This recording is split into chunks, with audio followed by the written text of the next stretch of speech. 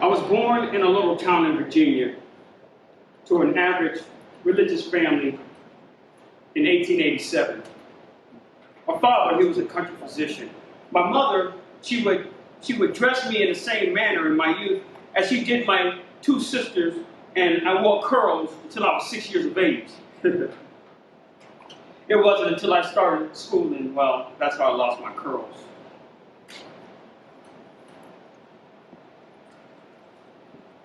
I remember one time when I was playing basketball in the schoolyard with some of the other boys. I accidentally tripped this kid named Willie Jones. Now, Willie Jones was much bigger than me, and, well, he didn't like it at all.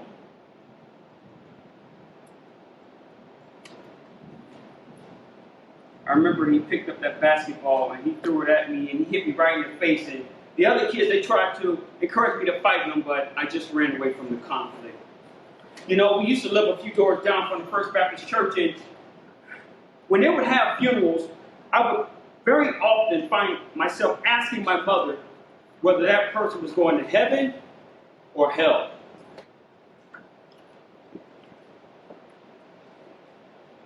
James, I want you to make sure you go to church every Sunday and say your prayers.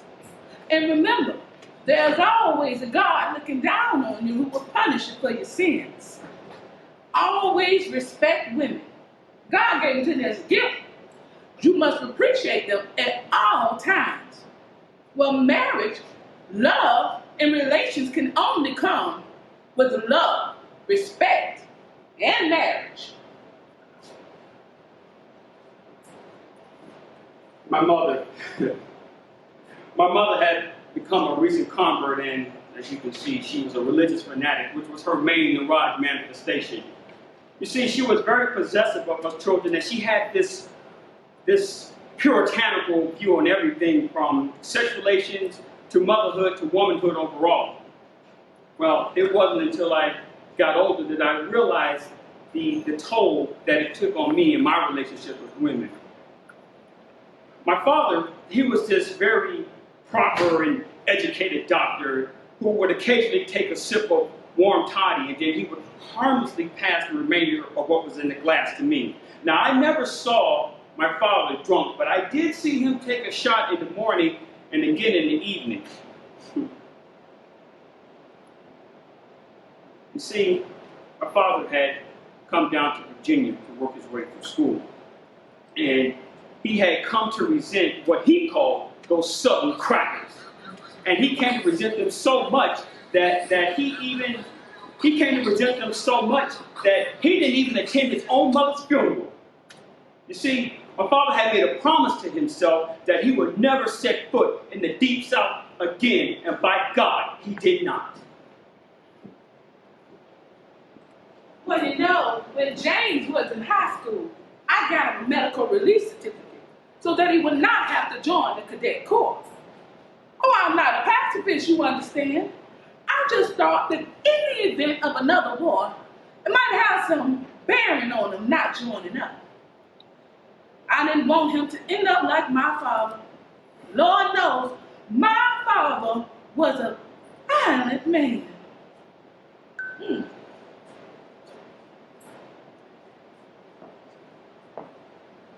I graduated from high school and I attended Howard University in Washington, D.C.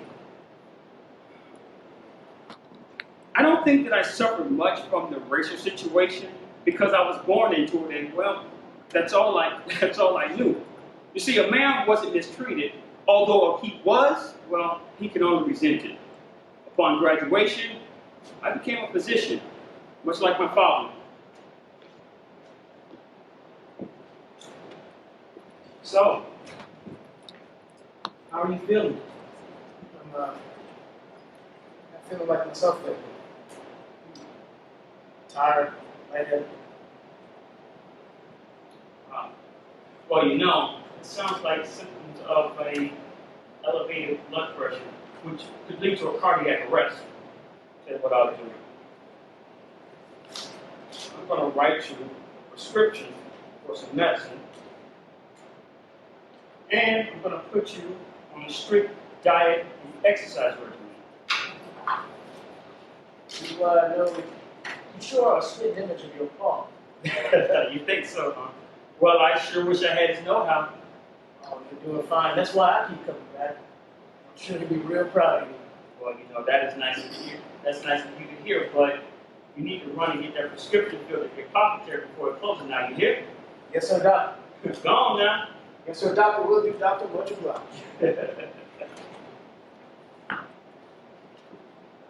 Like I said, my father had come out of the deep south and he had suffered a great deal down there. He wanted the very best for me, and nothing less than becoming a doctor would suffice. Now, understand this. I always felt that I was medically inclined, and that's why I did surgery, because it's hands-on and it's something you can see. But in my postgraduate days, and even in my internship, I would find myself sitting at the bedside doing a process of elimination, which, well, ultimately would just leave me guessing. That wasn't the way of my father. No, sir, not with him. You see, with him, it was more of a gift. How do you say it? Intuitive diagnosis, if you will. Later on, my father would build a successful mail order business because, believe it or not, back in those days, there wasn't a lot of money to be made in medicine. Over the years, my father also would purchase a restaurant, which he figured would help take up some of my spare time. And that's where I met Vi. You see, we had been dating for about 5 or 6 weeks. And on this one particular evening, she came into the restaurant for dinner, and to get rid of me, she told me that she was going to that she was going to the movies with a friend. Good evening, James. Good evening, Vi. It's nice to see you again. You look lovely. Why, thank you, James. It's nice to see you again as well. Can you sit? I won't be long ago as I'm going to the movies this evening with a friend. Oh, really? With who? Oh, never be mine. Just a friend, Percy Atwell. Percy Atwell. Isn't she the town librarian? Yes, well, yes, she is. You know, I was in there the other day checking out a book of cardiology for one of my patients. Is that right? You sure you can't stay for a spell, Vi? Oh, no, I must be running along. I don't want to keep Percy waiting. Very well. Enjoy the picture show. Thank you, James. Have a good evening. Sometime later, a friend of mine, a druggist from across the street, he came into the restaurant.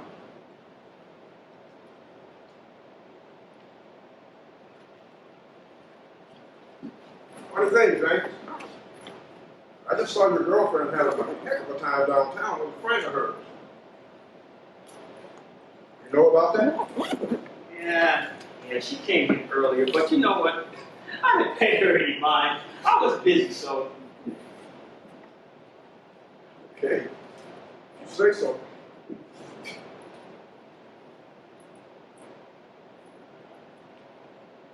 I foolishly became disturbed by the whole thing, and, well, I went out and got drunk.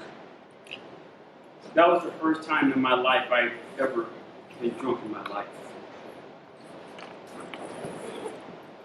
I didn't start drinking periodically, pathologically, I mean, until, say, the late 1920s. By that time, I had lost all my property except for the place where me and Vi were living. Things had gone from bad to worse. What's happening to you, James? What's wrong? Oh, it's nothing, dear. I just haven't been feeling well lately. Well, where are all these bottles coming from? Maybe your brother knows about those bottles. I don't know anything about that. Did you ask him? I don't know anything about those bottles. Oh, really? Well, we'll just have to see about that then. I'll talk to him all about it tomorrow. We'll see who's really telling the truth.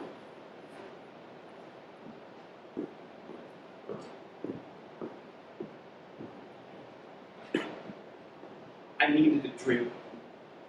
I needed a drink and I wanted a drink. And I looked forward to the weekend so I'd be able to drink as much as I wanted.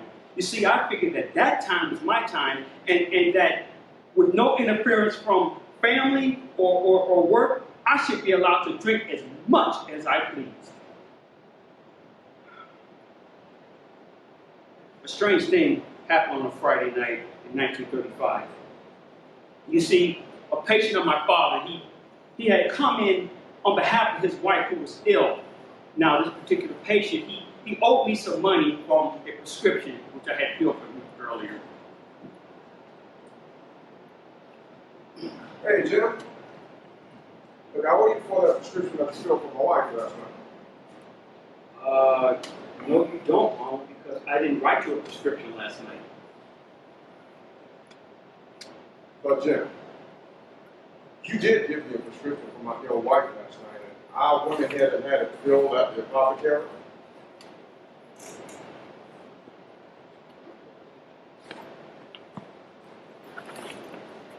Fear had overcome me because for the life of me, I could not remember writing this prescription. That's when it dawned on me that this must have been my first blackout from drinking. I decided that when I got home, I would tell Vi about the incident. Something has to be done. I'm at my wit's end. Not only am I endangering the lives of myself and my livelihood, but now I'm endangering the lives of my patients as well. What do you mean? What on earth have you done now? I wrote a prescription for a patient last night, and for the life of me, I cannot remember anything. What if I prescribed the wrong medicine? Or if I prescribed the wrong dosage or a double dosage? What if I wrote a prescription that had proven to be lethal? Then where would I be? My God, James, you're right. You could have killed someone. I'm glad you realize now before it's too late. But perhaps you should go see someone. You know what? It's a good idea. That's exactly what I'll do. I'll go see a psychiatrist because maybe this is just a disease of the mind. Or maybe I can see a minister because maybe it's some type of spiritual malady. Why don't you try both? It can't hurt, I suppose. I'll be waiting here, though, for the results. Good luck, dear. It was at that moment that I realized I needed help. So I decided that my first visit would be to a psychiatrist.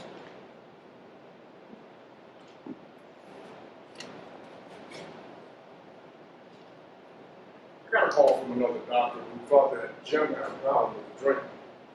I haven't had much practice in this kind of patient, but I was willing to try. Doctor, I think I have a drinking problem and I can't seem to stop. Can you help me? Well, yes, of course. Let's just continue sitting right there and let's just talk about it. When did this drinking problem of yours begin? Well, I'm not sure exactly. I mean, I've always got in trouble because of my drinking. Well, just the other day, You know what? Let's just start at the beginning. Tell me about your childhood. What was your relationship like with your mother? I left his office hours later, exasperated and convinced that this guy couldn't help me. As a matter of fact, I think he was a quack.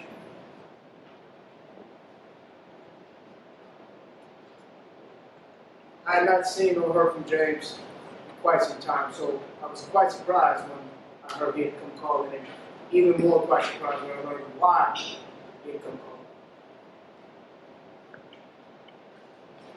Minister, I need your help, some divine intervention if you will. You see, I can't seem to stop drinking no matter how hard I try. Can you help me, please? Well, first of all, James, praise God that you come to knock on these doors and seek the Lord. I've not heard from you in quite some time, or if at all, maybe we found a talk with you. When you turn your back on the Lord, James, look, bad things can begin to befall you, and I believe your drinking is one of those things. You must seek the Lord in all you do, James, and then and only then can He begin to lift the obsession of the drink from you.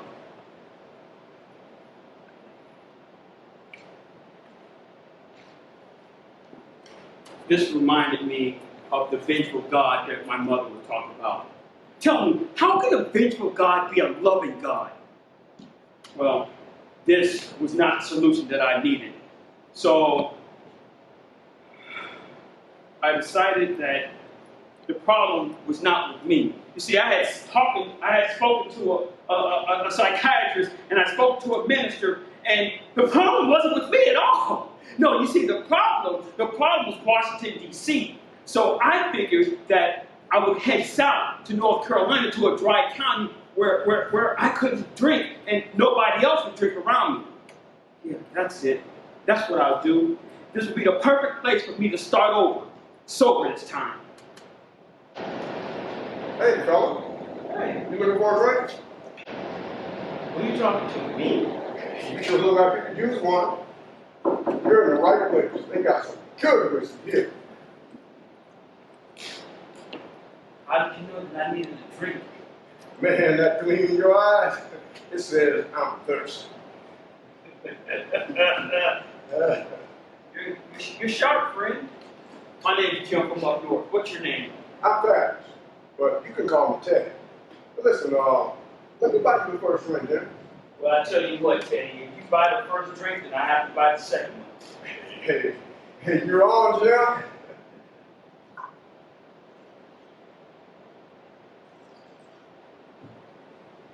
Cheers.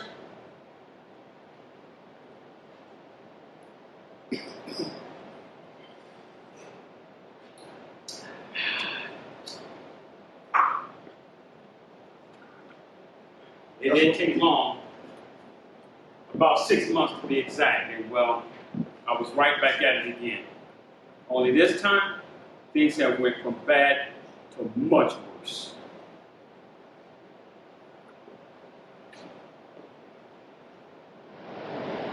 I was in trouble at my job, and my boss, he had told me that I need to cut back on my drinking. As a matter of fact, that's not what he said. What he told me was that he couldn't keep me on because of my drinking, and that he would have to let me go. Jim, you used to be a good worker, someone we could rely on, but now you become sloppy and irresponsible. And we're going to have to let you go. What are you talking about? I have mouths to feed at home. You have to give me another chance. After no such thing. I've already given you 3 tries, and each time you failed me. I have no choice. I can't have a drunk around here operating heavy machinery. It's just not safe. Drunk? What do you call it, a drunk? Well, not me.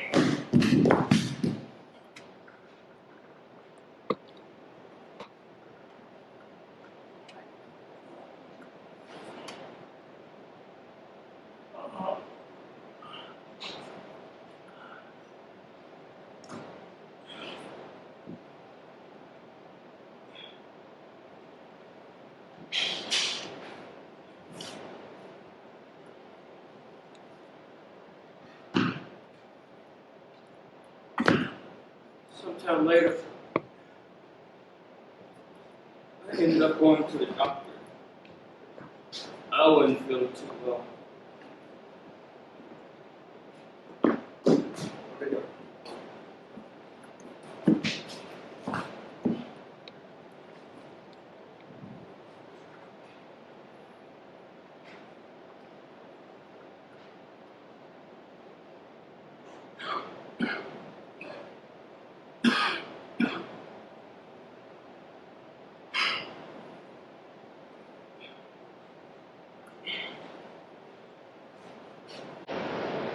James, you've had a stomach privilege due to your excessive use of alcohol. You've had to admit you until such time as you are fully recovered. And under the circumstances, I recommend that you never drink again.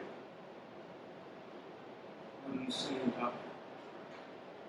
What I'm saying is, if you continue drinking, the chances of survival are slim and none. And I suggest you knock it off immediately. Doctor, it's not that easy. I've tried, but I can't live without it.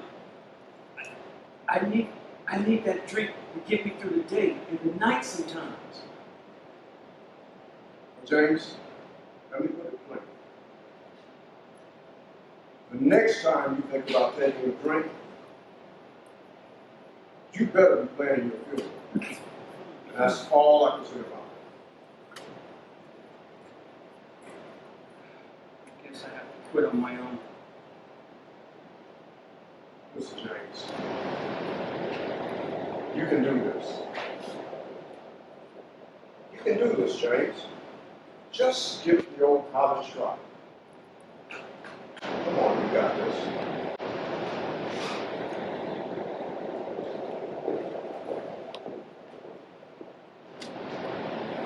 I was at my wit's end.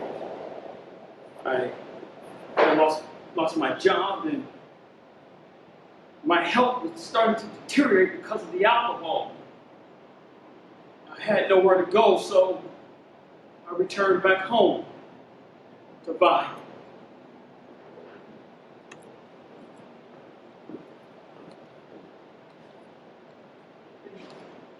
Please, just take me back.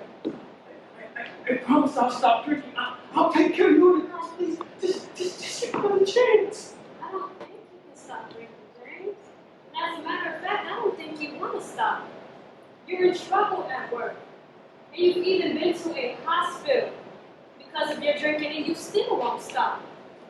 You've seen a psychiatrist and the minister and said neither of them can help you. What else left, James? What else is left? Why can't you stop drinking? What's wrong with you?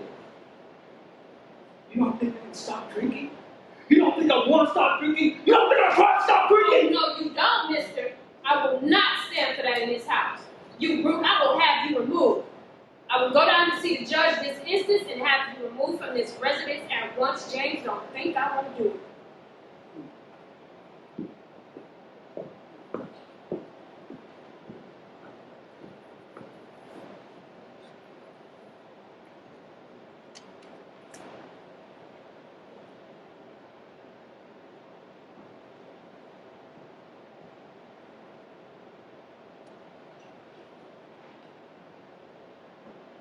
See, I wasted no time. Petitioned the court right away, just like I said I would. My mother taught me never let a man disrespect you in such a way.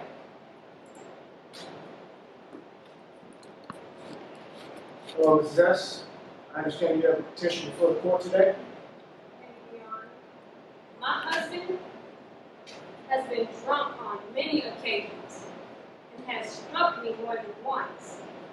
I cannot and will not live and tolerate such abominable behavior, nor expose my children to it as well. I have no defense. Everything that my wife has said to me is true. I'm a drunkard, and she's tried to help me, but she shouldn't have to tolerate my behavior.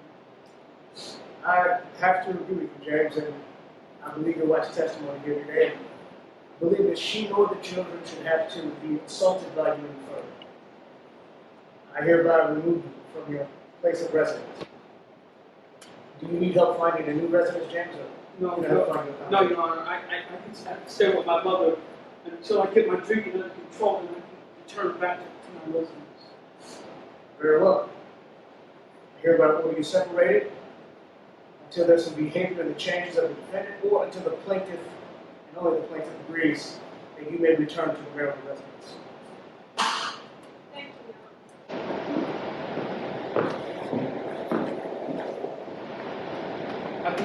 Honor. I became resentful after my court appearance.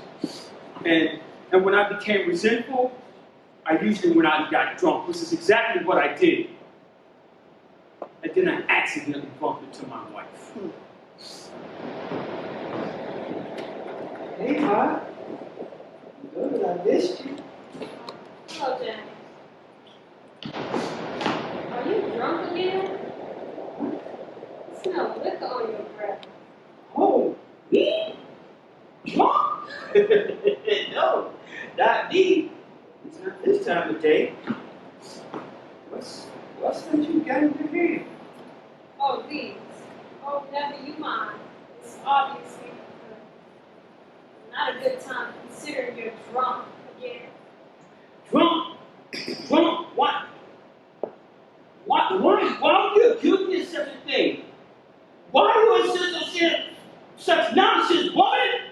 No, you don't. Don't turn this on me.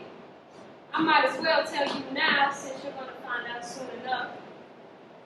These are divorce papers that I was going to deliver to you. However, due to your mind being all mumbled up with alcohol, I'll have to forego the process for a later date. Divorce papers?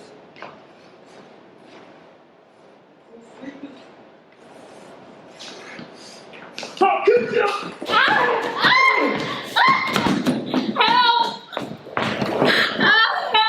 Please! Please! Somebody! Here, ma'am. Please! I can help you. Come on. My shoulder. Please.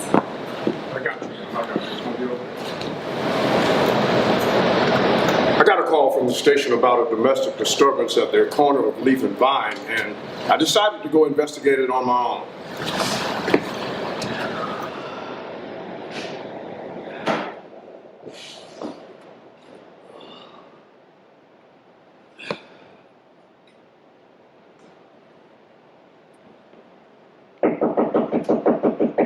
Police! Open up, police! Come in! Come in! Good morning, sir. What can I do for you, officer? First of all, it's 9 o'clock in the evening, and are you James S.? I'm James S. I may help you, officer. And is your estranged wife, Mrs. Vi S.? My estranged wife is Mrs. Baez, but we are trying to reconcile right now to get back together. Well, Mr. James, I don't foresee that happening since you just stabbed her 3 times with a penknife. Can I search your apartment? Wait. What are you talking about? I've been laying on this couch all night and I haven't seen my wife in over a week. Have you been drinking? Well, yeah, I had a little bit of drink, but I proclaim my innocence. I haven't done anything wrong. And does this belong to you? Yeah, that's part of my penknife that my father gave me for a gift. Very well, James. You can tell that to the judge, but in the meantime, I'm going to arrest you for assault and battery against your estranged wife. And if you come along calmly and peacefully, I won't have to handcuff you. And there'll be no need for any further trouble. Okay, officer. I'm not going to give you any trouble. Trouble just seems to follow me everywhere I go, but I guess I had too much to drink because I don't remember anything about this evening. Come along, James.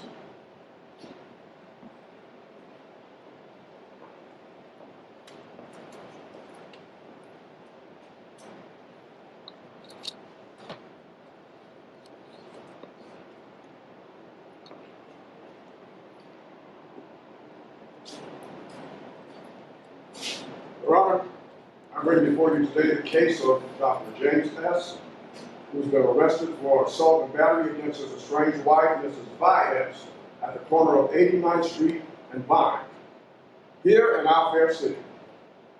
Well, Mr. James S., welcome back. I see things are going from bad to worse for you this charge. Now, how do you plead? Your Honor, if I may be heard during this case with all due respect. Well, this is highly unusual, Mrs. S., especially considering you're the victim of this crime, but considering the circumstances and having had both of you here previously, I will allow it. Your Honor, my husband is a fine fellow most of the time. However, due to his excessive use of alcohol and the depths to which he has been falling, and his desperate measures to escape the grips of his drinking, I must declare that he is totally insane. And the only remedy I see fit is a commitment to a mental institution. Well, Mrs. S., you've stated facts clearly here, and based on your husband's previous history, I tend to agree with you wholeheartedly. And I remand the defendant to the state hospital for no less than 30 days for an evaluation. Thank you, Your Honor. Goodbye, James. Bailiff, remove the defendant and escort him to the state hospital post haste for an evaluation. Yes, Your Honor.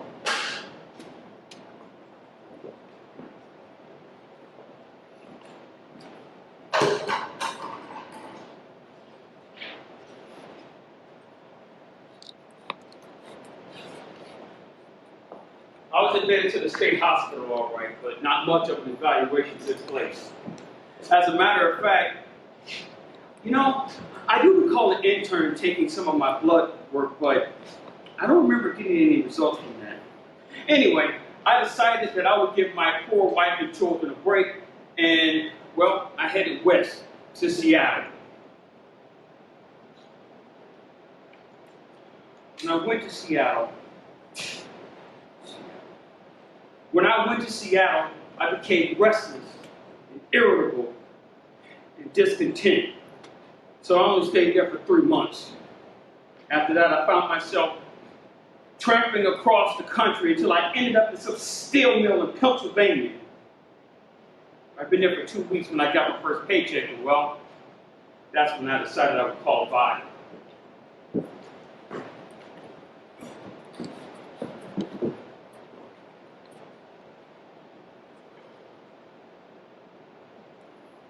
Hello, Vi. How are you? James, is that you? Where on God's green earth are you? Yeah, it's me, Vi. It's me. I'm in Seattle. I'm in Seattle, Washington right now. How are the kids? Children are fine. The question is, James, how are you? I'm doing okay. Look, I want to send the baby a dress for Easter. I'm going to have it mailed in time enough for her to get it on Easter Sunday. Yes, that's fine, James. Just make sure it's a size 2. That little girl's grown like a weed, you know. Okay, I will. I have to go now. Bye. Well, the children do miss their father, James. You take care now, you hear? Goodbye.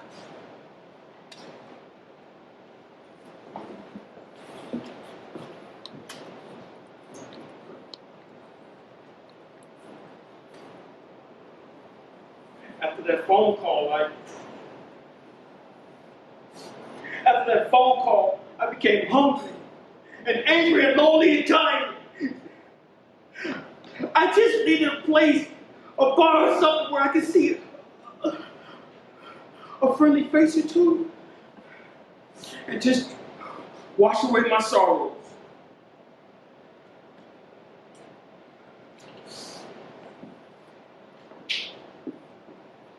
Hey, buddy. I need you to do me a favor. If you don't mind, my name is Jim. Oh, sure, Frank. Well, what can I do you for? Well, you see, I have a heck of a time holding on to money from my paycheck, and I'm trying to save money so I can buy my little girl a dress for Easter. So I was wondering if you don't mind if you could just hold on to it for just a week, just 1 week. If you could just hold on to it just for. Okay. Yeah, sure. You said you just want me to hold on to it for a week. Okay, yeah, I understand. And listen, this is what I want to do.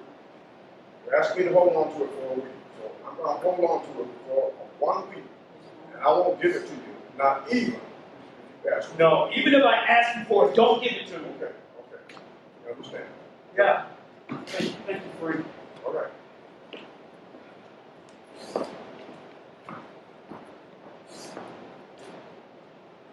I held on to Jim's money for him as a favor because I could tell he was a little down on his luck.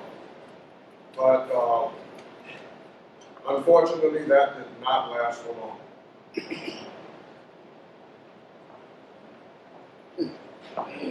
Hi, Frank.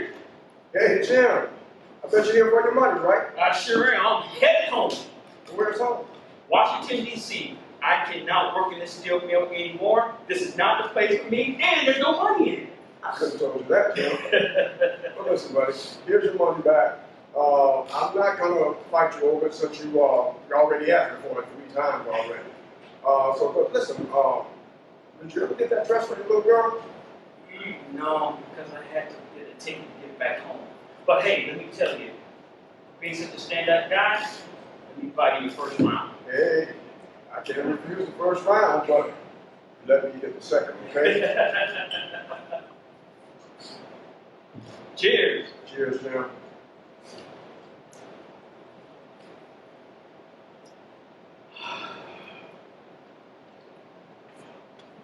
See you later, Jim. I made it back home, but there wasn't much left for me there. The restaurant was gone, and I hadn't practiced medicine in a long time, so I had to work odd jobs just to get whatever drinking money I could make. James, you're wanting down at the shop. We need someone to repair the electrical outlet. Okay, dear.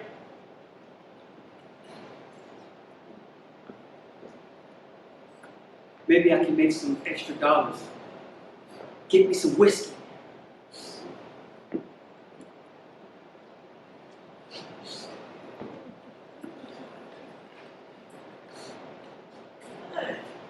Isn't your name Jim? Jim S? Yes, ma'am. May I ask who's asking? I'm Ella. You don't remember me? Ella. Oh, yeah. Now I remember. Yeah, I remember now, Miss Ella. Yeah, you remember. You remember me when I was much more slender? You remember me, huh? Oh, never mind all that. How your wife doing these days? She's doing fine, ma'am. Thank you for inquiring. Really? Well, I would like to speak to her for myself, if you don't mind. Here's my number and address. You make sure you have a call on me. I have something that may be of interest to her. Okay, I'll do that. And I also have a friend who may be of interest to you too as well, James. So I'll be calling on you as well, if you don't mind. I look forward to it, Sally. All right. You gonna help me, Lord. You gonna help me. Listen.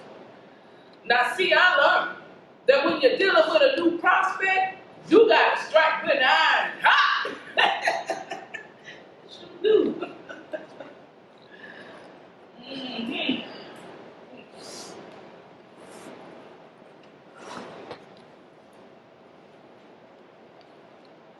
Hello, James. Oh, hey, Miss Ella. Mm-hmm. Am I bothering you, James? Oh, no, not at all. Happy to see you. All right. Now see, I have a friend who may be of interest to you. If you see him today. Mm-hmm. And James, might you be sober when you meet up later on today? Yeah, I can do that. All right, I know you can. Mhm.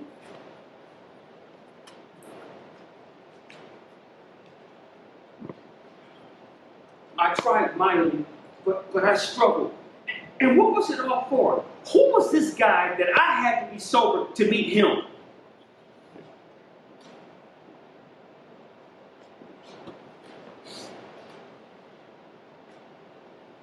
Hello, James. My name's Charlie. I'm a friend of Ella's. I have something that might be of interest. Oh, really? And what might that be? Well, you and I might have something in common. You see, I've been working on the railroad for many years. It's a hard job with tough men. We would always get a drink or two after work. Before you know it, I was drinking during work and sometimes even before work. I don't understand. What does your drinking have to do with me? Why are you telling me this? I have my own trouble to worry about. Well, the trouble I had was always due to my drinking, and then I did too much of it. My wife didn't like it. Neither did my job. Well, Charlie, I've done quite a bit of drinking myself. Lord knows I've done quite a bit of drinking, but I've never met anyone who so openly talks about it as you're doing to me right now, or even drank as much as I did. Everyone keeps telling me the same thing. Oh, Jim, you drink too much. You need to stop drinking. And I tried many a time. And I promised my wife I would stop drinking, but I couldn't. Heck, I even told my mother that I would stop drinking when I moved in with her after my wife kicked me out.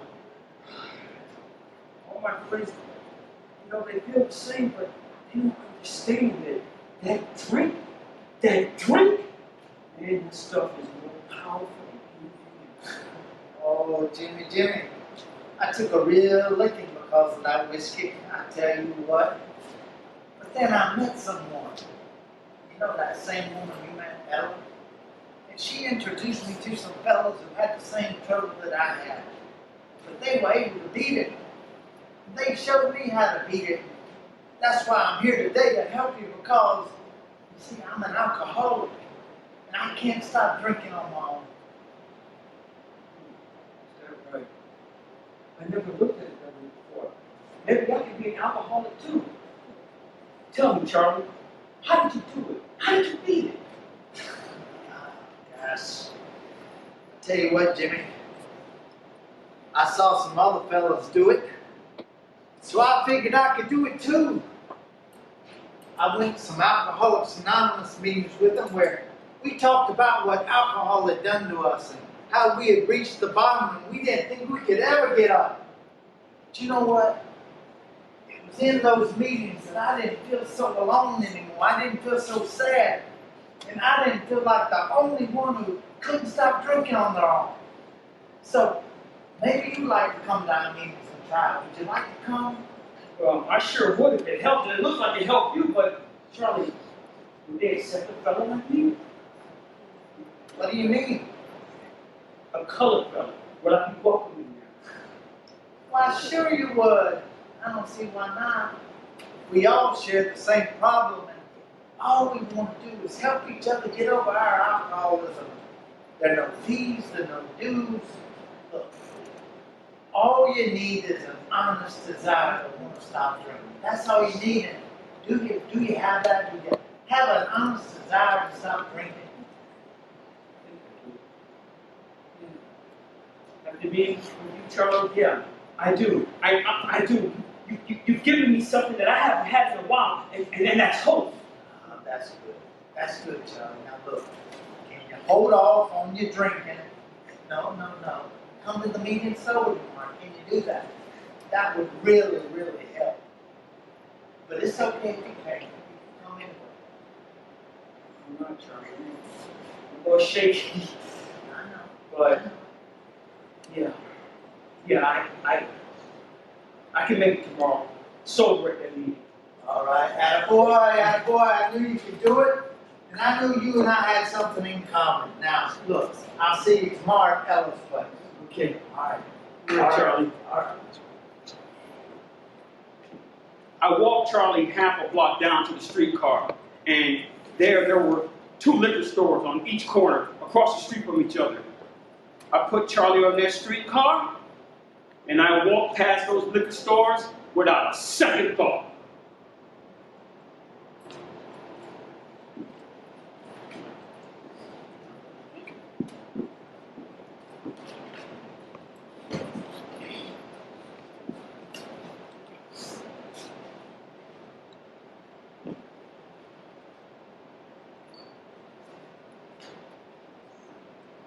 Alcoholics Anonymous is a fellowship of men and women who share their experience, strength, and hope with each other to solve a common problem and to help others to recover from alcoholism.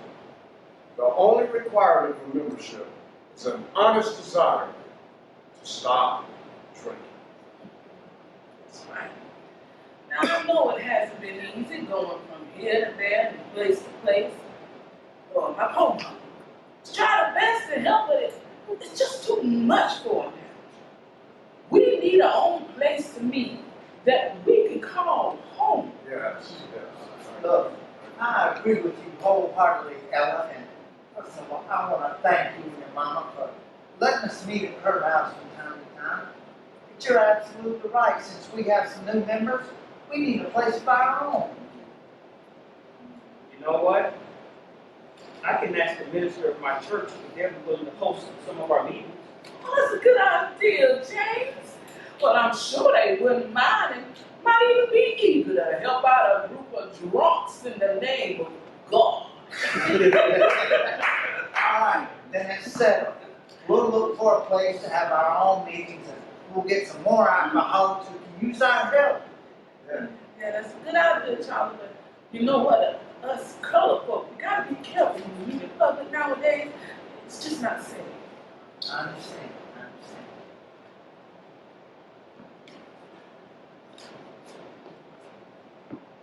I went to my church and a few others, and although they gave me some lip service to helping out as alcoholics, none of them actually relinquished any space. As a matter of fact, the only one that said yes was the Anthony Bourne YMCA, and well, they were gracious enough to give us a room for $2 a night.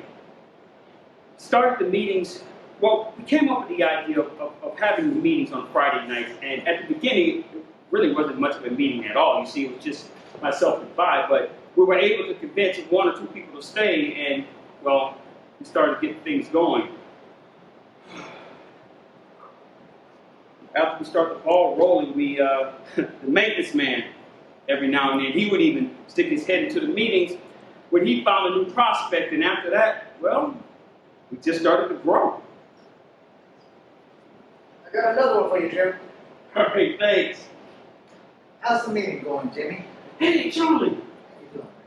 How you doing? It's going well. It's kind of small right now, but Well, look, I tell you what, if you need any help, if you ever need any help, my friends and I are ready to lend you a hand until you get your feet on the ground. thanks, Charlie. Thanks a lot, brother. Charlie became my sponsor, and without their help, we couldn't have gone on. You see, they even gave us financial help. Although I know the room was only $2 a night, they would usually pay for it because, well, we didn't collect enough during our meetings. I wasn't working at this particular time, and Vi was taking care of me, which gave me time to help, grow the group, which we originally called the Washington Color Group, but then we changed the name to the Cosmopolitan Group so everybody could be welcome. In the back of my mind, I just wanted to change the world.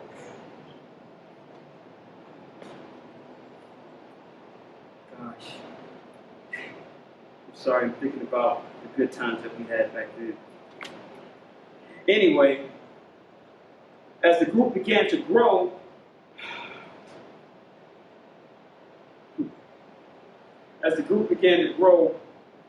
like Miss Ella said, we colored folk, we have to be careful when we go out in public. And although I didn't change the world, we were able to help those individuals who really needed it and they wanted it. Well, that's my story, and that's the story of what Alcoholics Anonymous has done for me.